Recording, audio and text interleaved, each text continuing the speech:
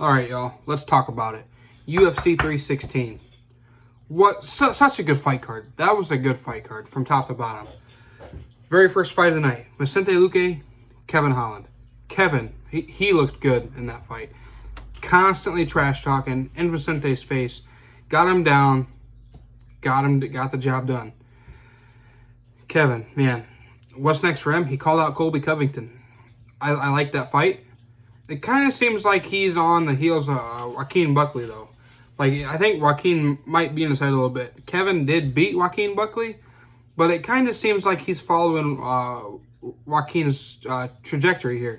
Joaquin beat Vicente Luque, and then he fought Colby Covington. He dog-walked Colby Covington. What was it, 3.5, 4 rounds? Now Kevin's calling out Colby Covington. Joaquin's fighting Kamaru Usman. That's next week, I think. And now Kevin was asked about Usman in the post-fight press conference, and he said Usman doesn't like him and he don't like Usman. So there's possibly some bad blood there. So that we'll kind of be curious to see what happens with the Joaquin and Usman fight. I think Joaquin beats Usman. So I'll be curious to see if that fight with Colby Covington and Kevin Holland materializes. If Kevin wins, where does he go from there? Does he call out Kamaru Usman next? Be interesting to see. That was a good fight, though. Kevin looked incredible. I think he needs to stay at 170. I know he likes to stay active. He bounced around between 170 and 185. But I think that Kevin should stay at 170. He looks great at 170. He's big. He's tall for the weight class. And he's just overall a better performer at 170. Vicente, I'm not too sure what you do with him next. He looked good in his last fight, and then he come and I think Kevin was... I mean, he kind of held his own against Kevin, but he was 14. Kevin beat him, so now Kevin's going to be 14, so Vicente might just be unranked next. I'm not too sure what you do with Vicente next, honestly. He's been around for a while. He's still relatively young, so he might just be hitting his prime. He made his professional MMA debut at 17. So he still has a lot of life left, I think. I think he just kind of needs to reinvent himself, maybe. Spend a little bit more time in the gym. I mean, he's good. Don't get me wrong. I'm not saying he's a terrible fighter. I'm just saying that this new wave of welterweights coming in are dogs. On to the next fight. Patchy Mix versus Mario Batista. Now, I had Patchy winning this one, but I think the octagon jitters got to Patchy. He looked very flat. He was heavy on his feet, very stiff. He had terrible head. Like there was his head movement was non-existent. Mario was just nailing him with rights. It's you can't really proclaim you're the best bantamweight in the world and you're here to put the whole division on notice and then perform like that. I get it. You know, you come from another smaller organization. We kind of seen the same thing with Patricio Pitbull. He came in against Yair Rodriguez a month or so ago. Said he was going to put the division on notice. He was here to take over. He was coming for the world title. And then Yair just, like, he threw the first round. The second round was all right. The third round was a little bit closer. But it was also a clean sweep for Yair. And it really just shows that UFC is the big leagues. Like, the guys here, they're just top dogs. Top dogs. I had Patchy winning that one, honestly. So, what's next for Patchy? I don't know. Mario was number 10. He's probably going to stay number 10. I'd like to see Mario step it up a little bit. I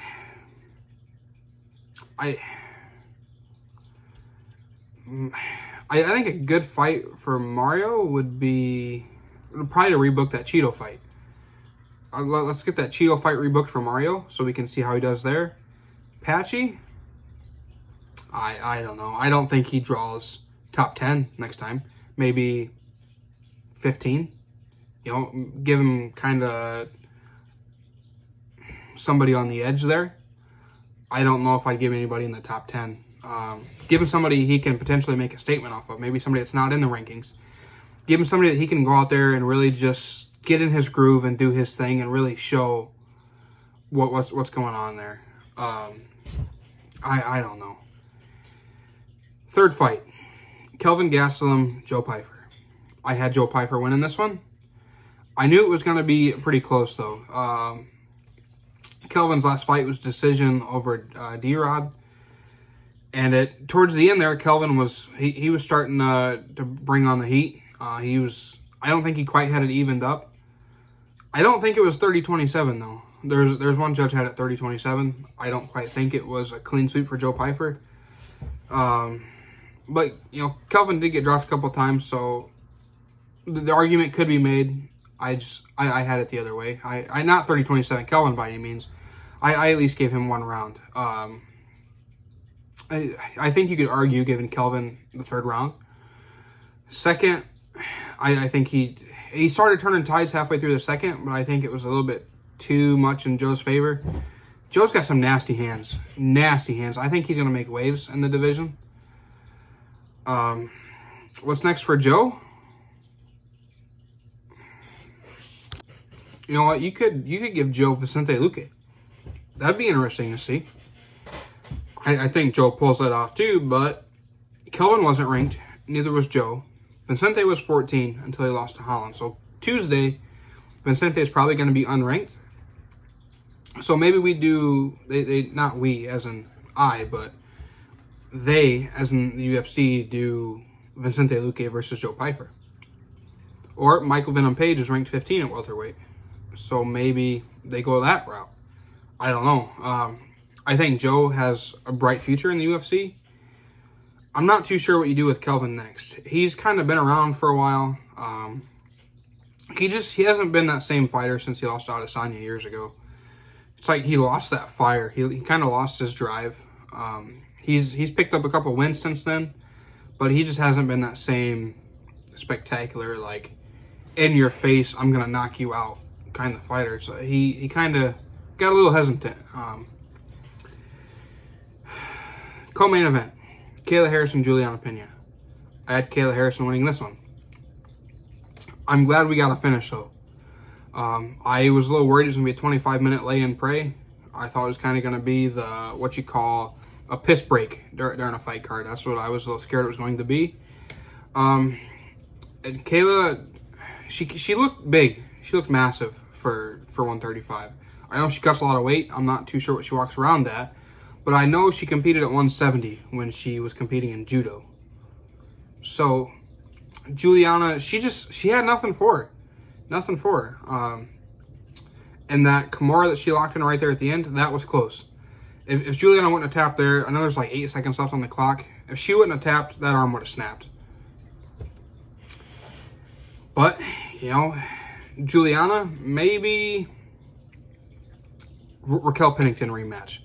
Maybe you match them up again, or number 2 or 3. Well, Harrison was 2, so I don't know. We'll kind of have to see how the division shifts, how the rankings shift after Tuesday. See what's next for Juliana. We know for a fact next for Kayla Harrison is Amanda Nunes. That is going to be a super fight. This fight is going to be bigger than what Nunes and Cyborg was back in the day. Kayla Harrison's always said she wanted what Nunes had. Now she has the belt. She's coming for the legacy. I think this fight's bigger now than what it was back then when Harrison was PFL champion. So I think this will be a massive fight. Maybe we can get this headliner with a Valentina Shevchenko and a Zhang Weili co-main. That'd be a pretty solid fight card. It'd be a pretty big day for women's MMA in general. That could be interesting. This will be, I think, might be the first fight for Kayla that she's not the bigger woman. I don't think she's going to have size advantage or weight advantage over Amanda Nunes. When they squared up last night in the octagon, Amanda's taller than her. She's wider. So it's going to be interesting how they go in that. Personally, I think Amanda's going to get the job done. Kayla's strong. She's big. But she's really gotten her way through her wins being the bigger woman. She's massive. She's massive. So, with Amanda Nunes, I think she's going to come back and she's going to put everything to rest. She's the greatest women's combat athlete of all time. I think she gets the job done against Kayla Harrison. But not taking any away from Kayla last night. Last night was her night. We'll let her have her glory. Amazing job by Kayla. I'm glad we got a finish in that one. I was a little worried it was going to be a lay and pray. Now let's talk the main event. Merab versus Sugar Sean O'Malley. A lot of people called me crazy when I told them Merab was going to finish Sean this time. I thought, I had this thought, right, that just maybe Merab's going to come back even better. He looked real good in that Umar fight. He comes back and he just dominant display from Merab in this fight against O'Malley. And he finished him in the third. And you know what? I don't know who's going to stop him. I don't. I don't know how you stop a guy like Merab, what your game plan has to be to stop him. I think if I had to fight Merab, I'd probably pull out the Glock and shoot myself, honestly. Be a great day to take a toaster bath, I guess, because I don't know. What can you do against a guy like Merab? I mean, you can target his leg kicks, but the second your hips are out of square and you're not where you need to be, I mean, when you throw that leg kick and you're getting back in your stance to have a perfectly executed leg kick, you're right where he wants you to be. You're off balance, and he's going to shoot that shot, and you're going down. And it's like Khabib had the same problem. Well, not problem necessarily, but guys, when Khabib was in his prime fighting, guys had the same problems. You had to be very careful of what you do, because if you overextend yourself, if you put a leg kick out there, if you move any certain way and it throws your hips out of square, guess what? You're getting shot on.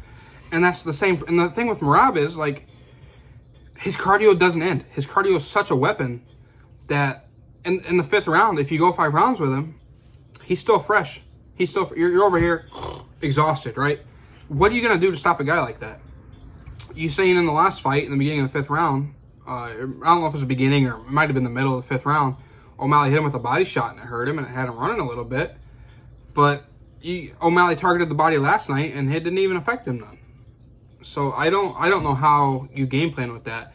And it's pretty much been confirmed the next fight from Rob's Corey Sandhagen. I think it's going to be a good fight. I think the Sandhagen and Umar fight was closer than the Merab and Umar fight. Both were very close fights, but I think that fight was closer. Corey Sandhagen's a very smart fighter. He's very very good at analyzing. He's very good at analyzing the fights and putting a game plan together. So I think it'll be an interesting fight, but I don't think Sandhagen's going to get the job done. And don't get me wrong, I'm a Sandhagen fan. I love Corey Sandhagen. I think he had a great fight against Petr Yan. That fight was very close. He had a great fight against Umar. That fight was very close. Corey's just, when it comes to the big fights, he always comes up a little bit short. He's kind of like, I hate to say this, but he's kind of like the gatekeeper to the title picture. Like the guys that beat him go on and fight for the title. Aljo beat him, he subbed him, went and became champion. Petr Yan beat him for the interim title, 3-match Aljamain Sterling. Umar beat him, he went and fought Merab for the title. So it's great to finally see, or at least hopefully see Corey get a shot at Undisputed Gold. But it's just very unfortunate that Merab's the guy that holds the belt. I think Merab's going to keep racking up his defenses, and he's going to go down as the greatest bantamweight of all time, if he's not considered already the greatest bantamweight of all time. And you know what? I kind of wish we could have seen Aljamain Sterling versus Merab, but they have a very great friendship and they won't fight each other. But I think Merab and Aljo would have been a very good fight. But it's like some of these friends are just very close and they won't fight each other. We saw the same thing with Daniel Cormier and Cain Velasquez. When Cain was hitting his stride, Daniel went down to light heavyweight so Cain could have his moment in the sun. And it's just Merab. He's just crazy. O'Malley, what do you do with O'Malley next? Did his star power go down any? Losing this fight to Merab like that? Getting subbed in the third? I think he's still a star, but I don't think he's going to draw as much. I mean, anything O'Malley does is going to be big. Don't get me wrong. What do you do with him, though? Do you move him to 45? But if you move him to 45, you've got guys like Diego Lopez, Masvar, Evloev. I probably butchered that name. My bad. But you've got guys like him. You've got Diego. You've got Volkanovski, who looks like he's like in his prime all over again. Volk looked incredible against Diego.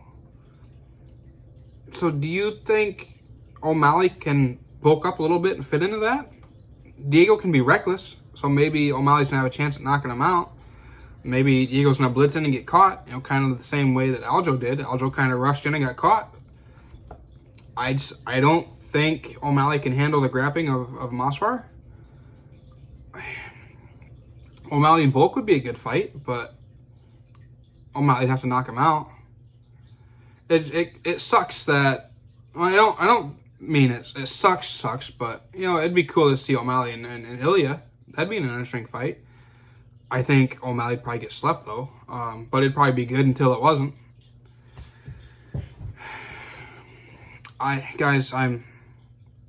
It was a really good fight card. I don't mean to be bouncing around a lot, but back to the Merab situation. Dana already said Corey's next, but he also said the Umar rematch looks interesting after Corey. But, what about Alexandre Pantoja? He looked great in his last defense against Kai Asakura.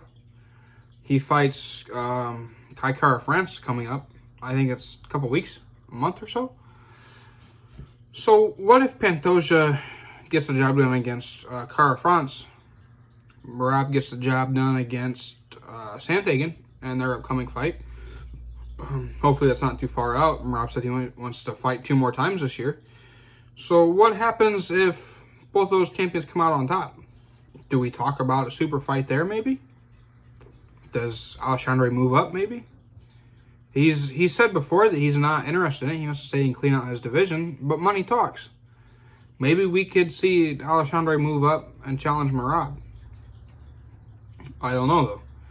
These are all questions that are only going to be answered with time. But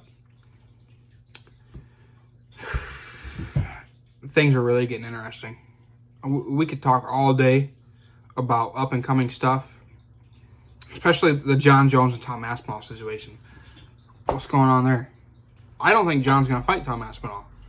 He's barking at other guys. He's barking at Francis Ngannou. Apparently he's interested in that fight now. But that's a topic on a video for another day. Today was just 316. I can get a little whoop, whoop, whoop, whoop everywhere sometimes. That's kind of how my brain functions. I try my best to stay very focused. It doesn't always work that way sometimes. But it was a great fight card. A lot of interesting fights, especially the prelims. That Korean Zombie protege, what a knockout by that guy. What a knockout. Clean left hook. And it didn't even come from very far. There was no wind up or nothing on it. It was just, it was here and then it was there and then the guy was down. Such a clean knockout. That guy's going to go far. And then at the end of it, he said he's going to do what Korean Zombie didn't do. He's going to personally deliver a championship belt to Korean Zombie. Would be very cool to see that. Well, I think that wraps it up for this UFC 316 discussion. It'll be very interesting to see what happens in the next couple months with fights being announced. I do think we're going to see Merab and Sandhagen next. Be interesting to see where O'Malley goes from here. I think an interesting matchup for O'Malley could be Jean Silva at featherweight. That could be interesting. That'd be a money fight. Kind of get him into the mix at 145. That could be interesting. He came off that finish of Bryce Mitchell. That could be an interesting fight. He's got good hands. O'Malley's got good hands. O'Malley's tall for, he's big for 135. So maybe he moves up to 145, put some weight on. Be a perfect fight to get him into the mix at 145.